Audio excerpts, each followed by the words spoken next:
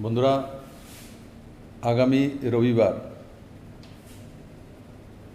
5ই July fully lockdown পুরো রাজ্যে থাকবে। আপনাদের কাছে আমি অনুরোধ করব, গত 24 এপ্রিল যেভাবে আমরা লকডাউনে ভাগ নিয়েছিলাম বা মাননীয় প্রধানমন্ত্রীর যে জনতার কারফিউ 22 তারিখ যেভাবে আমরা পালন করেছি, ঠিক সেভাবে আগামী 5 জুলাই সকাল 5টা থেকে নেক্সট ডে 5টা পর্যন্ত ফুললি লকডাউন থাকবে। শুধু এসেন্সিয়াল যে সার্ভিসগুলো আছে সেগুলো বিদ্যমান থাকবে। বাকি প্রত্যেক ত্রিপুরাবাসী নিজ নিজ ঘরে থাকা, নিজ নিজ পরিবারের সঙ্গে থাকা, বাড়ির বাইরে না যাওয়া আর নিজের বাড়ির মধ্যে থাকা। আমরা তার জন্য শুধু রবিবারের জন্য 5 তারিখের জন্য লকডাউনে যাচ্ছি। কারণ কি, ত্রিপুরাতে করোনা স্টেজ 1 চলছে, 2, 3 বাকি রয়েছে। তার প্রস্তুতি করতে হবে এবং আমাদেরকে সংযত থাকতে হবে।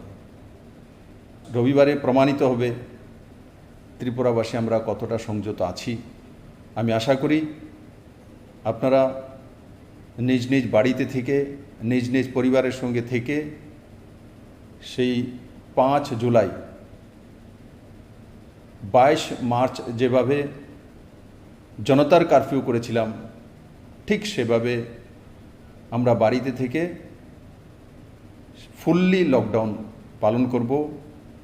রাজ্য সরকার তার জন্য নোটিফিকেশান পাঠিয়ে দেবে এবং ফুললি লকডাউনের মধ্যে যেই ধারাগুলো বলবৎ থাকে এপিডেমিক ডিজিজ অ্যাক্ট তহত এগুলো লাগু থাকবে। আমি আশা করি আমার সমস্ত ত্রিপুরাবাসী সেই রবিবারের যে লকডাউন এবং জনতার কারফিউকে সম্পূর্ণভাবে সফল করে করোনার যুদ্ধে অগ্রণী ভূমিকা পালন করবে। माननीय प्रधानमंत्री श्री नरेंद्र भाई मोदी जी আনলক 2তে এক ঐতিহাসিক সিদ্ধান্ত নিয়েছেন। সেই সিদ্ধান্ত নিশ্চিত ত্রিপুরার একটা বড় অংশের মানুষ, যারা অন্তোদয়, যারা প্রায়োরিটি হাউসহোল্ড, যারা বিপিএল, তাদের এই বড় অংশের লোক যারা রয়েছেন বিশেষভাবে উপকৃত হবেন। এই করোনা পরিস্থিতি মোকাবেলায় মাননীয় প্রধানমন্ত্রী সুচারুভাবে যেই কাজগুলো করে আসছেন, তার মধ্যে একটা অন্যতম কর্মযোগ্য হলো প্রধানমন্ত্রী গরিব কল্যাণ অন্ন যোজনা। আর সেই যোজনায় নতুন প্রথম ঘোষণা হয়েছে তেমন নয়, এই যোজনাকে এক্সটেনশন করা হয়েছে আগামী নভেম্বর পর্যন্ত, মানে আগামী আরও 5 মাস প্রত্যেক ব্যক্তিকে 5 কিলো চাউল বা গম এবং প্রতি মাসে 1 কিলো ডাল 80 কোটি ভারতবাসীকে মুক্ত পরিবেশন করা হবে। আমি আশা করি তাতে ত্রিপুরার বড় অংশের মানুষের অন্নের ব্যবস্থা হবে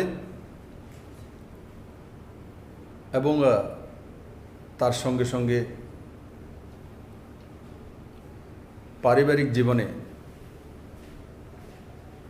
করোনার মধ্যে দিয়ে যে মোকাবেলা করতে হচ্ছে,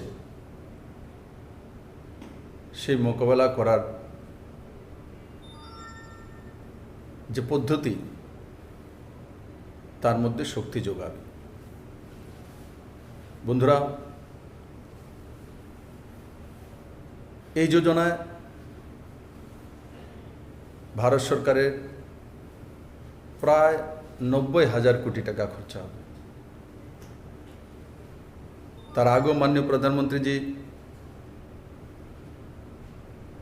3.25 লাখ কোটি টাকার প্রথম প্যাকেজ ঘোষণা করেছেন। পরবর্তী সময়ে 20 লাখ কোটি টাকার প্যাকেজ ঘোষণা করেছেন। আর আজকে যে প্রধানমন্ত্রী গরিব কল্যাণ অন্ন যোজনা, যদি প্রথম আর আজকের যে ঘোষণা দুটোটা একসঙ্গে করে দিই, তো প্রায় 1.5 লাখ কোটি টাকা এই যোজনা।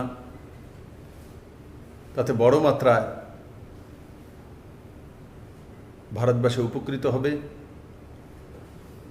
তার সঙ্গে সঙ্গে মাননীয় প্রধানমন্ত্রীজি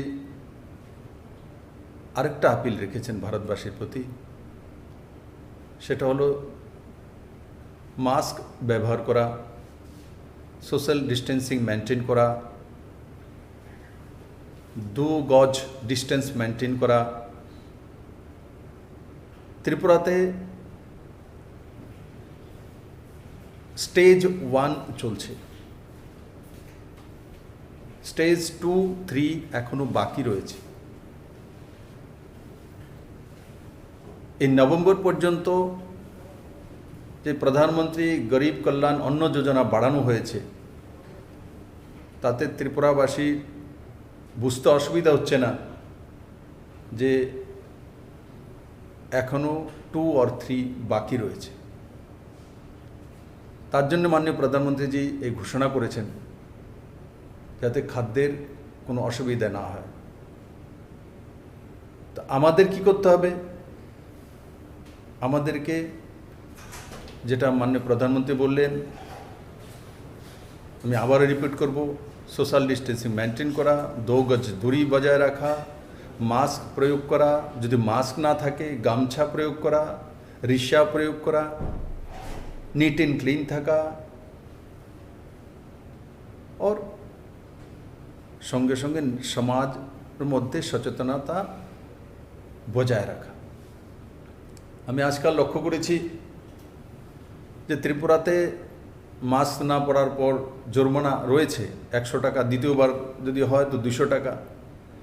আজকে তো সেটা বাড়িয়ে 200 থেকে 400 টাকা করেছি, কিন্তু সেটাই কি সমাধান? জাগরুকতা হচ্ছে সমাধান। কোনো মতে ভাবা উচিত না যে ত্রিপুরাতে করোনার প্রকোপ শেষ হয়ে গেছে, বরং যারা বাইরে থেকে এসে ট্রাভেল হিস্ট্রি রয়েছে তাদের সঙ্গে মেলামেশা,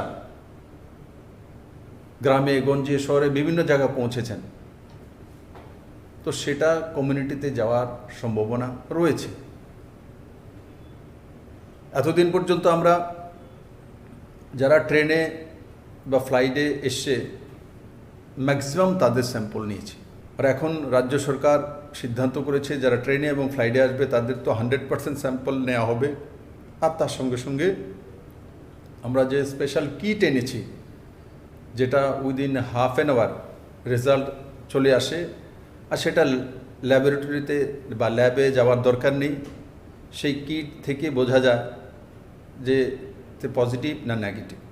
আর উইদিন হাফ অ্যান আওয়ার যেখানে সোয়াব নেওয়া হবে সেখানেই সেই ডাক্তারবাবু বা আশাকর্মী বা আমার নার্স বোন বলে দিতে পারবে। তো এইভাবে বড় মাত্রায় ত্রিপুরাতে, বিশেষ করে সিপাহীজলা ডিস্ট্রিক্ট, গোমতী ডিস্ট্রিক্ট এবং সাউথ ডিস্ট্রিক্ট, যেগুলোর মধ্যে সবচেয়ে বেশি পজিটিভ কেস রয়েছে, সিপাহীজলা ডিস্ট্রিক্টে 3 ব্লক ক্যান্টনমেন্ট জোন রয়েছে, কিন্তু গোমতীতেও একটি ব্লকে বড় মাত্রায় পজিটিভ আসছে, সাউথও আসছে। তো সেগুলোকেও সরকার সেই দিশাতে নিয়ে প্রশাসনিক কার্যবাহী করবে। আমি সমস্ত ত্রিপুরাবাসীকে করজোড়ে নিবেদন করব যে আপনারা জাগরুক থাকুন।